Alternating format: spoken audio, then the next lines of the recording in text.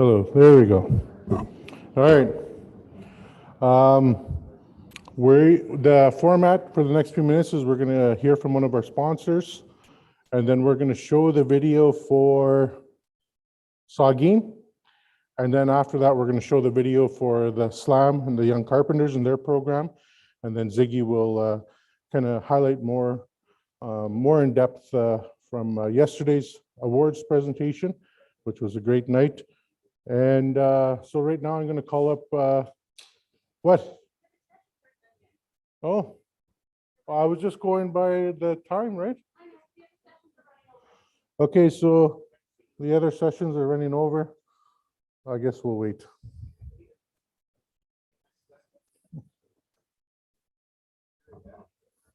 No, I don't dance like Elvis. That's funny. A lot of people didn't know that our host was also Elvis.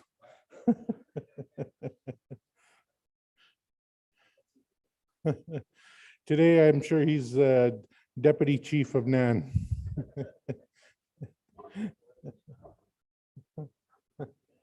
I don't know where he is. Elvis has left the building.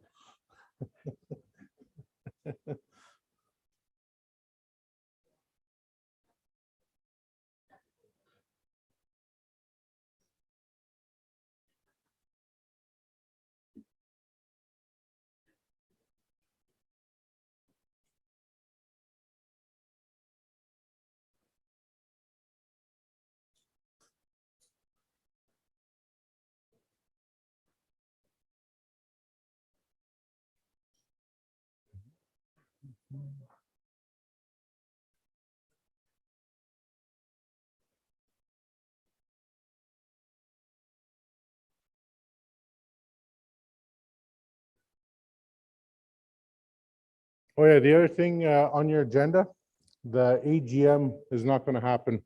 So right after the last round of presentations, the award ceremony will start around 3:40. So there's no more AGM in your agenda. We're just going to go right into giving out the prizes, and then you guys can journey home.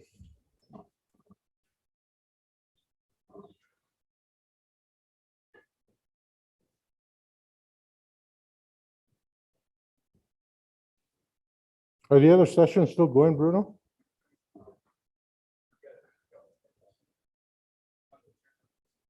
Tell them to end it.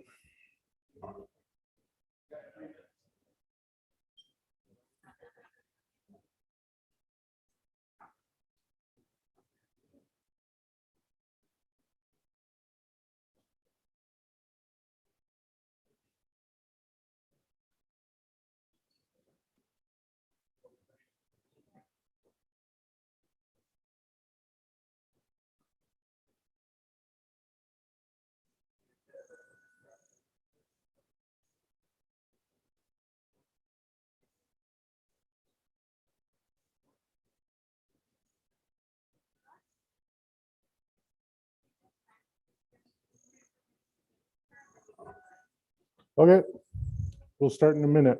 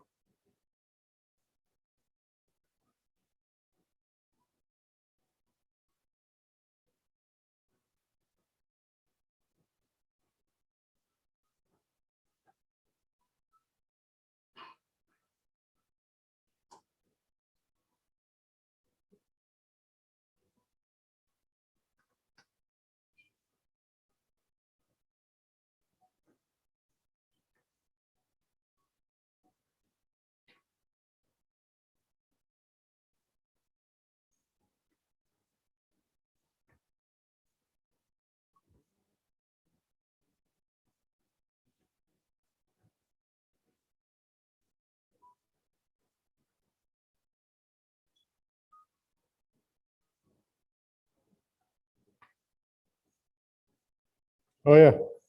Another thing that always happens every year, make sure your name is on the back of your green card for the passport to prizes. Make sure your name is on the back. If you hand it in because over the years, we have had blank cards in there.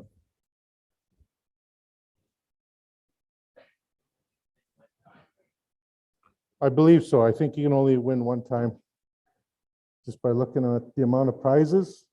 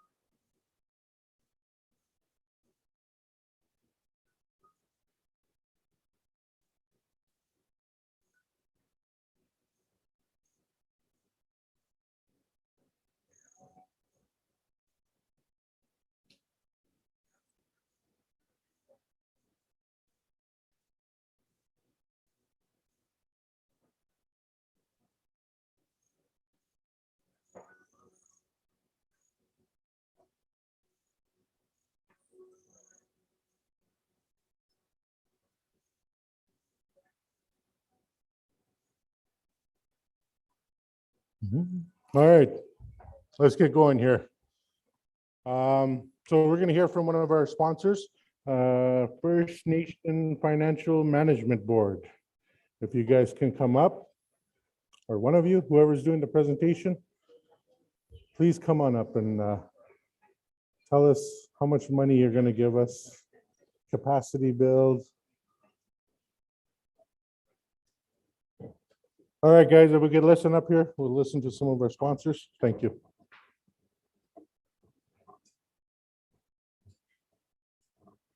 Ani, Rochi, Bujo, hello. First, my name is Stephanie Blackbird, and I'm a relationship manager with the Financial Management Board. I am a very proud member, former chief of Uchichaku CP, which is located in central Manitoba. First, I'd like to just respectfully acknowledge that we are on the traditional lands of the Anishinaabe Nation and the traditional territory of the Fort William First Nation, signatory to the Robinson Superior Treaty of 1850. We'd also like to acknowledge and recognize and thank Elder Victor Palche for his beautiful prayers that he did yesterday morning, as well as the Eagle Boy Drum Group for the song that they did. We are pleased to be here with all of you at the First Nations Housing Conference 2022.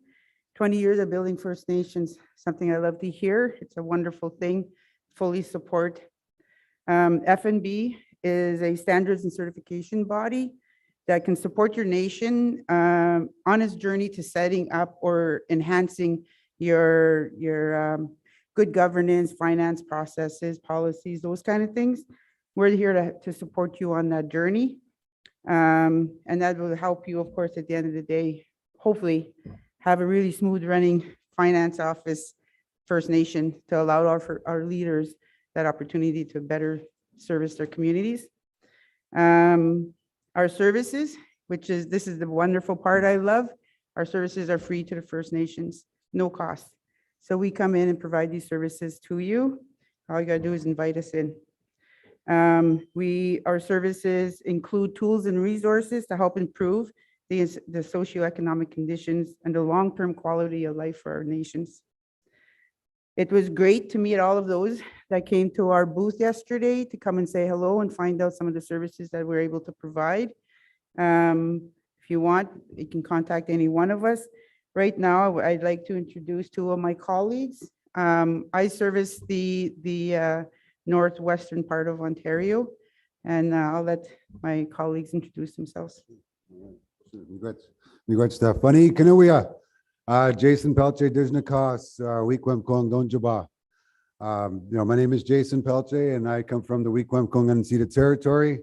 As my colleague mentioned here, Stephanie, I am a relationship manager with First Nations Financial Management Board that is helping to serve nations that are located in the southern part of Ontario.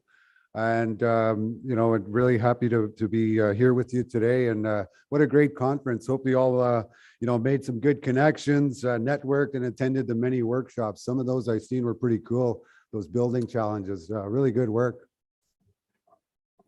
All right, thanks, Jason. Yeah, good afternoon. My name is Nathan McCorster. I'm also a relationship manager. I work out of our Winnipeg office. I service Manitoba First Nations. I've seen some Manitoba First Nations here this week. I'm originally from the Peguis First Nation in Manitoba. It's about 2 hours north of Winnipeg. I just wanted to say, just share that, just being here the last few days, seeing a lot of the work that you're doing on housing. And I think housing is really important for all First Nations. I think it's an area that's overlooked a lot of times, I find. I know, coming through university and working for my own community, it's this area that has to be more investment in, I think, in terms of investing in housing for our people in our communities, and just seeing a lot of the housing standards for a lot of First Nations that we work with. It's something that I think there has to be a lot more resources put into in terms of planning and investing in that infrastructure for our community. So I just wanted to share that. Thank you. Miigwech. So again, yeah, I would just like to say thank you. Hopefully we see you here next year. We hope to come back again because it was a wonderful conference. Miigwech.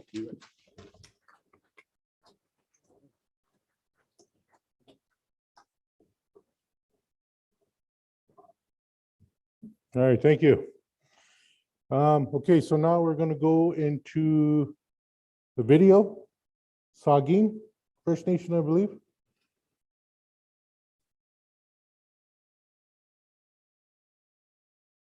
All right, here we go.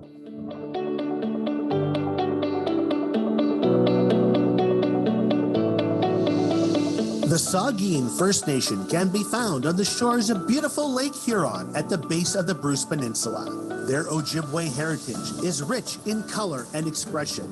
This is evident in dance, works of art, and their handmade craft creations. In 2020, after conducting a housing analysis, members discovered there was a shortage of 99 units in the community. With this heavy on everyone's mind, art and handmade creations became the community's way to work together to address the housing crisis and create a strategic plan. Members worked tirelessly, and when the housing market skyrocketed, the costs of building tripled, and the need for affordable housing was high. Sagin First Nation community members committed wholeheartedly to identifying innovative and strategic ways to build and create affordable housing. Members of the community secured funding and built strong partnerships and teamwork in order to begin the process of building 32 new dwellings within the community. Their passion for change and creation helped to provide for their community. The community has already made great advances in their housing department with the building of 4 new units in 2021. Of the 4 units, 2 are 3-bedroom and 4 are 4-bedroom units. Our prayers have been answered. This home means the world to us. This beautiful home is a dream come true. We have hoped and prayed for a stable home to call our own, where we can fully accommodate Brandon's special needs, with room for his physiotherapy equipment and room for him to recover from his illness. This home is what we truly needed. Congratulations to Saugeen First Nation for going above and beyond to make great advances in their community.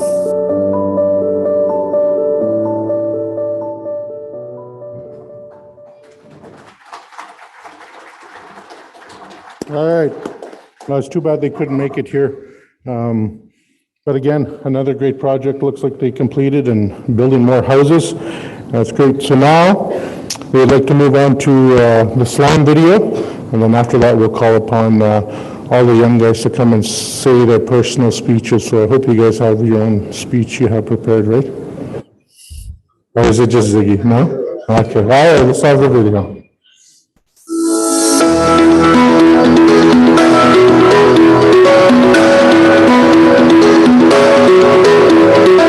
The Sioux Lookout Management Board, which was founded in 1991, identified that in its 25 communities, the need for skilled laborers, tradespeople, and carpenters was high. A special youth training program was created to develop these skills in the communities. We provide employment and training dollars to the communities. We are in partnership with SDC of Service Canada, and we work with the 25 First Nations communities by band economic development officers and community contacts.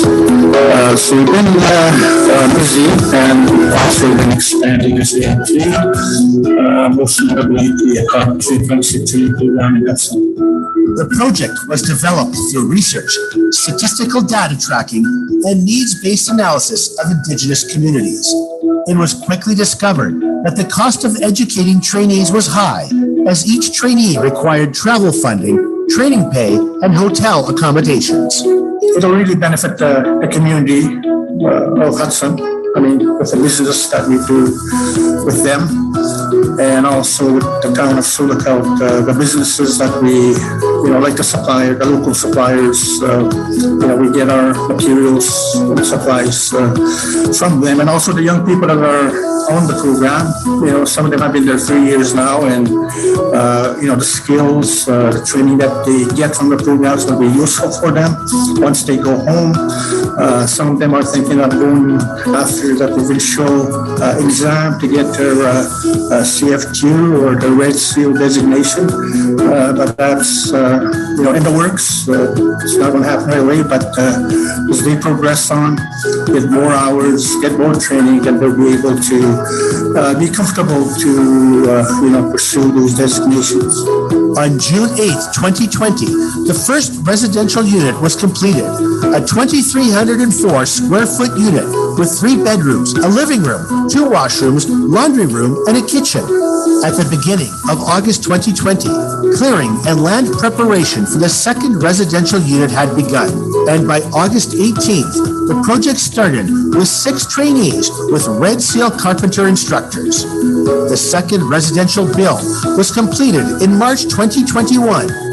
Both duplexes passed inspection for occupancy on April 7th, 2021. So far, the program has been a huge success. The Sioux Lookout Area Management Board hopes to continue to guide young individuals on a journey towards carpentry in order to continue addressing housing shortages. We're just excited about it. Like this used to be just in our dreams, I guess, and now we're seeing it. Congratulations to the Indigenous youth who are training to help make great advances in northern communities.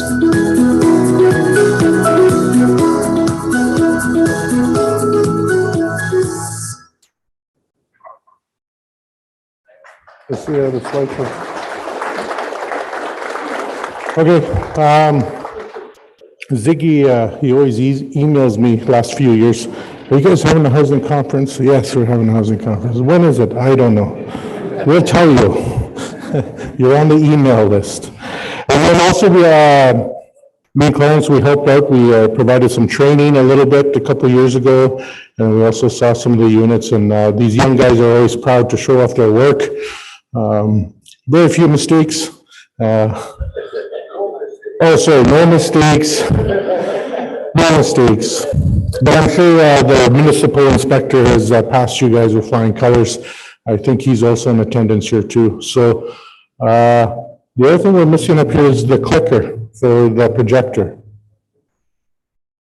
It was here, right? Oh, there's no slides? Oh, he's here. He has a presentation. PowerPoint? Okay. I guess there's a PowerPoint that's supposed to be queued up. You handed it in, Ziggy? This doesn't look good to our organizers right now. Hurry up. Run. Wee batch. Okay, you want to come up? Just come up while they get ready.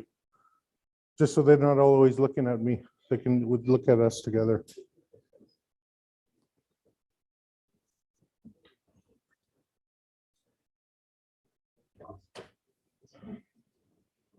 Are we gonna see? No? Well, we're waiting, I guess. Okay, so I am gonna make you guys speak a little bit there. Just introduce yourselves, how long you've been with the program, and which community you're from. That's all. 3 things. Okay, come on. No. Had to be me. There you go. Hi, my name is Tristan Korobarik, and I'm from.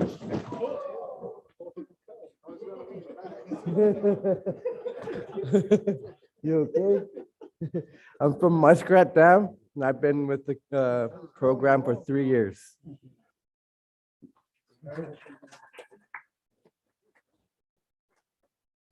Oh, that guy over there.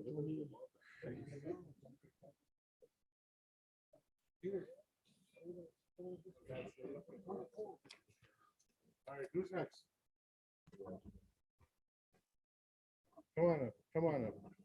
Hello, my name is Merle Thunder. I've been with Slam for quite a while, and yeah, hi. I'm from Satrigal, Satrigal Lake.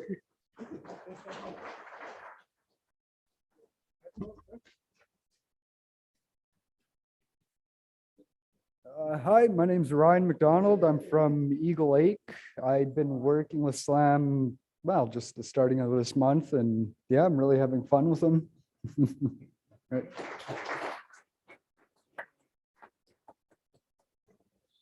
Hi, I'm Trevor Duncan from Muskrat Dam, and I just started this month, so I'm doing good.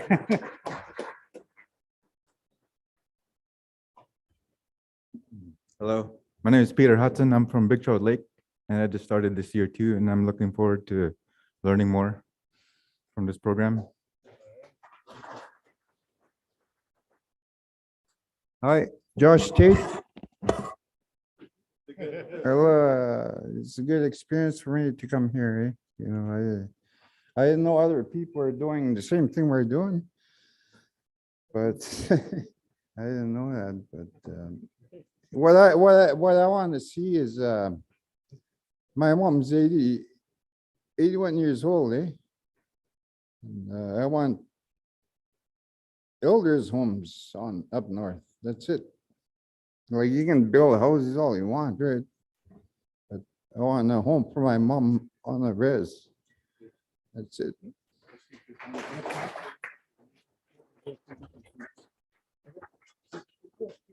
Hey, my name is Ethan Beardy. I just started this summer.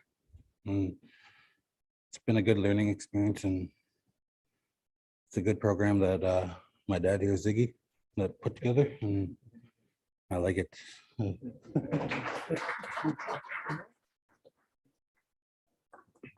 Hello, my name is Marcel Beardy. I'm from Bearskin Lake, and I've been in the program for 3 years now. And I'm looking forward for more. Thank you.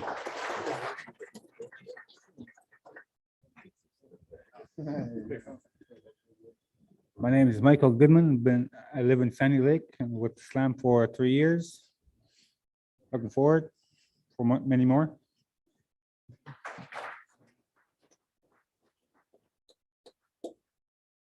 All right, thanks, you guys. It's good to see you guys building and getting education and learning to build proper homes in your communities. And I'm sure you guys, when you guys get back, you'll be leaders in your community. Thank you. Thank you. Okay, we found the presentation, and then I'll turn it over to Ziggy. Okay, thank you for the invitation to come here to the housing conference and make a presentation on our unique carpentry apprentice training program happening in Hudson, Ontario. This is our 3rd year, and we're excited of the accomplishments that we've done so far, and also the award that was given to us last night. The young guys really appreciate it. They've been going through a lot, and so we're here, and we're grateful for that. Before I came here, I went to the washroom to do my hair, and while I was there, a lady, I was standing with a lady by the wash basin there, and she asked me, "Are you nervous for your presentation?" I said, "No." "Why? Why'd you ask?" "Because you're in the ladies' washroom." Okay.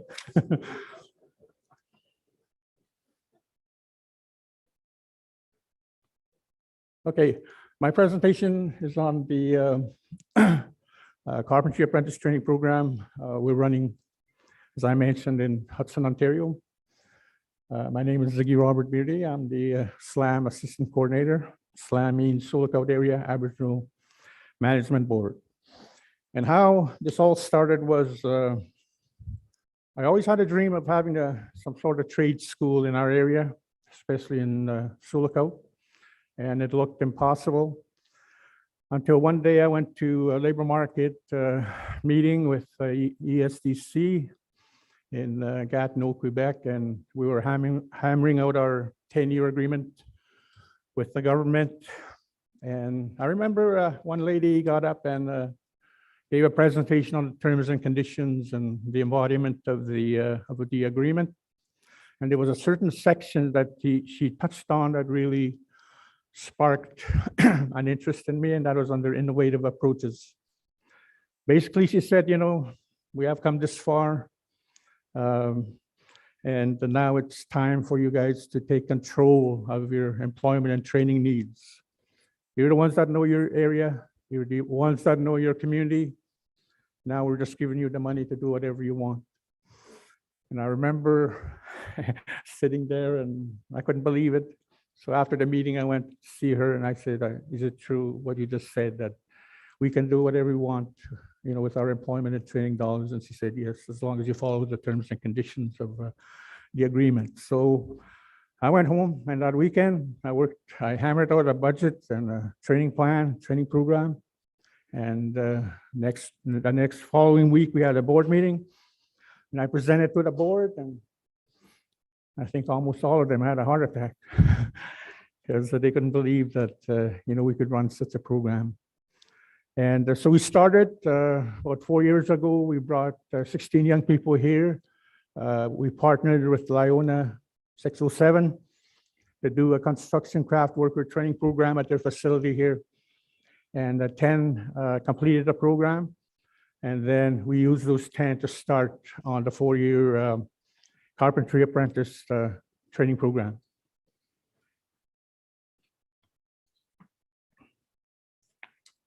And as video had said that we did a lot of research on it, and one of the things we found out was when we called the communities, contacted the communities, and also had engagement meetings with them, we found out that there was not that many certified carpenters, tradespeople in each of the communities.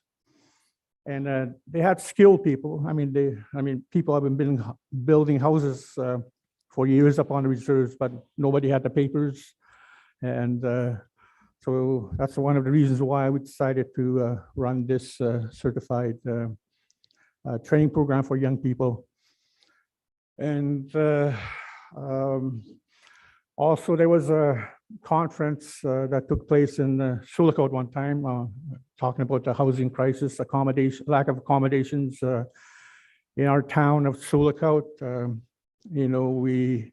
There's hardly any room available, even as we speak today. If you try to get a hotel room in Sulakot, there would be no room, because two of our major hotels experienced flooding. When there was a spring flood in Sulakot, two of our hotels were underwater, and they've been trying to fix them as we speak. But somebody, a friend of mine, just said to me that he had to sleep in his car outside the hospital a couple of nights ago. But his daughter was sick, and there was no rooms at all in Sulakot or even in Dryden. And so that's the situation we had when we started bringing in young people for training, for various training in Sulakot, that we couldn't hardly find any space accommodations for them. And also we compete with employers, businesses, and also the huge boarding student program in Sulakot, where hundreds of young people come to school in Sulakot. And so that created problems for us. And that's when an idea came: why don't we build our own residences for trainees that come from, up north? We totaled how much we had spent within the last 5 years in hotels with the trainees, and it was quite high. And so that was one of the needs we found out when we hammered out this proposal and this program. Why don't we build our own accommodations for our trainees as carpenters? So in 2019 is when we started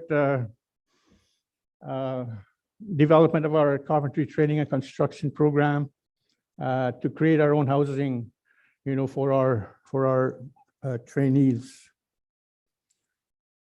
Oh, that's the wrong button.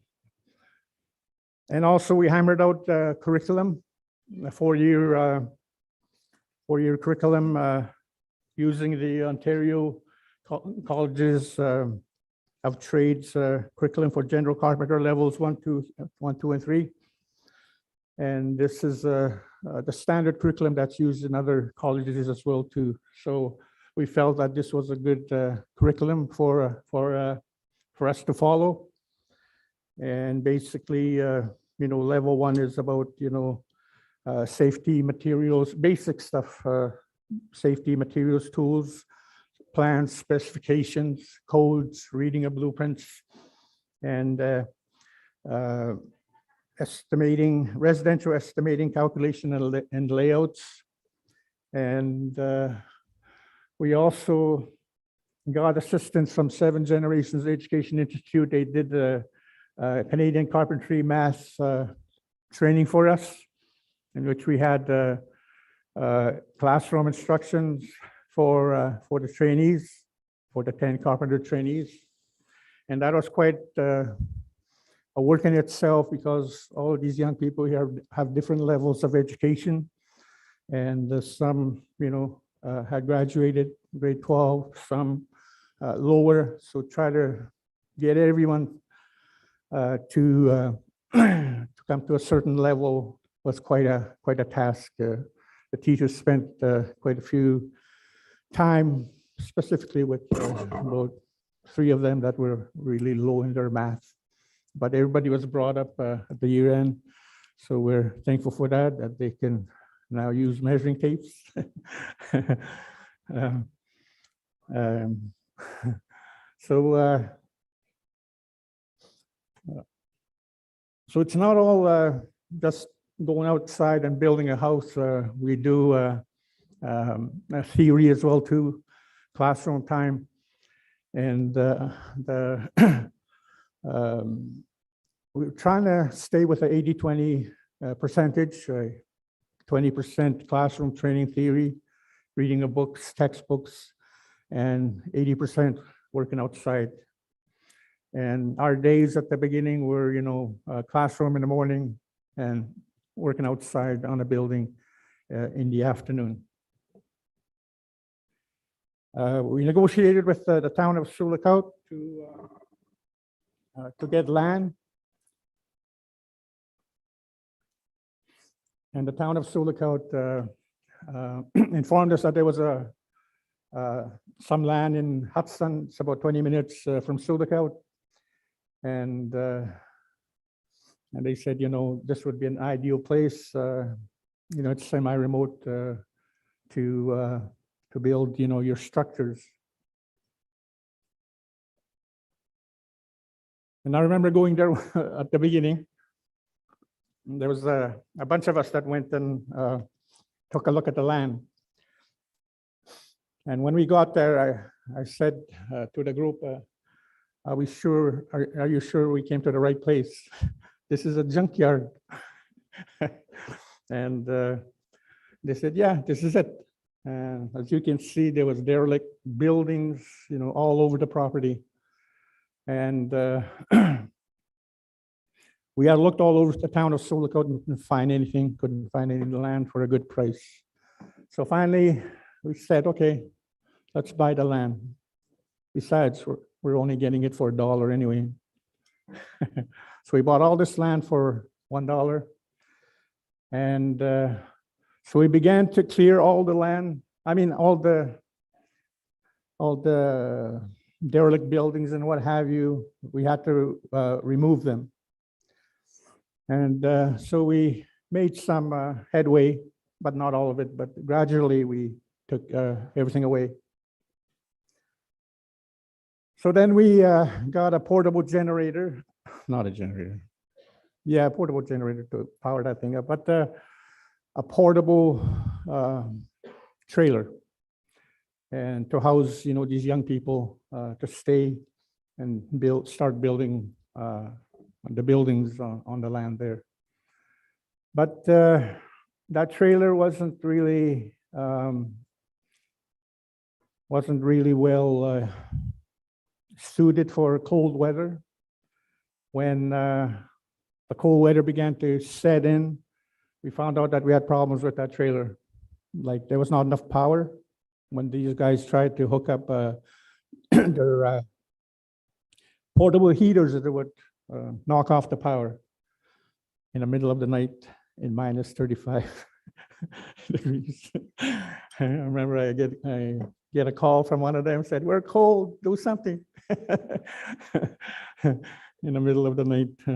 So we had no choice but to move them back to the Sunset Inn in Sioux Lookout, and from there we drove them back and forth every day. So we in July, August, we began clearing land and start building on First Avenue in Hudson. And so September 23rd was when we started building. There was 10 trainees. We had 2 red steel carpenters, Bob Howden and Ben Ingram. They're from Melita, Manitoba. And we were very fortunate to have them. And of course, we had the math curriculum from 7 Generations and KPDSB out of Kenora. And also, we leased a classroom facility at East Side in Hudson. It used to be an old cafe, but that lady decided to retire, and so we rented that building to use as a classroom. At the top part of the building was where the instructors stayed. At the bottom is where we had classroom time. And our partners on this training program and project was Kenora Patricia School Division, Seven Generations Learning Institute, local carpenters 1669 from Thunder Bay here, MTCU and Central Culinary College of Canada, they provided certification. Bauer Electric, CP Plumbing, K Contracting and Septic, and Little River Plumbing and Heating. These were our partners in our first and second projects. And like I said, in the afternoons, the boys would go outside and they would be given instruction on site. There was two carpenters that guided them, taught them during the phases of the construction period. We, of course, provided also certified training for them in confined space entry, WMIS, working on heights, hazardous awareness, CHO2, traffic control, first aid, and CPR. In March 16, 2020 was when COVID hit, and it affected us too. So we had to halt the programs and send everybody home. In June 8th of 2020, Northwestern Health Unit started easing some restrictions, so we were able to bring back some of the workers and to complete the project. The sizes of the two duplexes that they built was 2,304 square feet, has 6 bedrooms, 2 living rooms, 4 washrooms, 2 kitchens. These are for the 2 duplexes. So the kids are taught, flooring, drywalling, painting, and whatever else. And these are what the cabins look like now. They have a living room, bedrooms, and washrooms. One of the problems we had at the beginning was recruiting young people to come and go on the project. We almost didn't make it, mainly because, young people had to commit themselves to a 3-year program. And at the beginning, it was kind of slow, but we eventually got the full number to take the training program. So we began residential unit number 2 in August 18, 2020. We only had 6 trainees, mainly because Northwestern Health Unit informed us that we can only have 6 trainees because of COVID restrictions. Only 3 could stay at the cabin, and 3 were from outside Hudson that commuted every day to the to the site. Okay, we had the same partners as well too on the second build. And because the trainees lived on site, that the attendance was really good, and young people really got along with each other while there. The second unit didn't last. We didn't spend a lot of time on it because the kids already knew what to do when they built the first duplex. So the second duplex went really fast because it was a duplicate of the first duplex.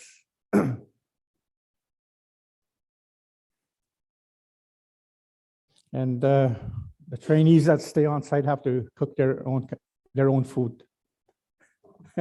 So some of them are good chefs now. Okay, this was the second phase, and like what's his name? Jonathan. Jonathan Gray came to the site along with Clarence Meekus, and they're both housing inspectors for IFNA and Northern Chiefs. I had them come up and give a workshop to the participants on why you need housing inspections, up north when you're building houses. And so we took them on a tour of the houses. Now, I remember Jonathan walking into the first house and he says, "Who the hell built this house?" Right away, you saw certain deficiencies. So he got him to work better. Okay, January 13, 2021, again, COVID halted our program, and so we had to send everybody home again. And but the majority of the work was done. And then again, when the restrictions were lifted, we brought back some of the individuals and they completed the building. Yeah. The project number 1 was completed in March 2020. And the second one was completed in March 2021. And they were completed, and training hours and the work experience were signed off by the Red Seal carpenters. And that's our town newspaper, the Sioux Lookout Bulletin. We were on the front page of the paper. Goes all up north to all the northern communities and to the surrounding areas in Sioux Lookout. So everybody knows of what we're doing in Hudson. And these are the 2 duplexes that these guys finished. And both of them were inspected and approved for occupancy. And so we're grateful for that. But on the second building there, you see the sand. What happened was erosion set in when the rain and water came. It caused erosion. So now there's a retaining wall that we built. It has nice stones there, and it looks good now. So we were able to fix that. And last year, July 12, 2021, we started on building 3 other buildings. A 3-story learning center, that's our trade school. And to provide a learning center for future trades training programs. Once it's finished, we want to do other training, trades training like plumbing, electricians, welding, that sort of thing. We're running a plumbing training program downtown here. Local 628 is training 10 young people as we speak. And so we're starting trades training. And one of these days it'll take place in Hudson at our training facility once it's completed. We're also in negotiations with the local union as well too, to do a electricians training program as well. And we building a trade shop and storage building. It's 120 feet by 25 feet. And just before we came, they closed the roof of that big building. And so we're getting there. And also we built we're going to build a 2-vehicle garage. We're just waiting for the doors, but that'll be completed. And the next activity is taking place across the street. The chiefs told us to build a residential unit for female trainees. So all the paperwork is done and everything. So we're going to start building a 2-story duplex across the street from our lot in Hudson to house female trainees that come from up north. We had somewhat of a grand opening of our learning center during our Bannock Knowledge Development Workshop in Sioux Lookout. So it's not fully finished. And also we had a sod turning ceremony for the new residential unit for female trainees in Hudson. And there's our warehouse. And these boys here are the trainees there. And that's the garage, and that's the learning center. And so with that, I'm done. Thank you for coming, and thank you for listening.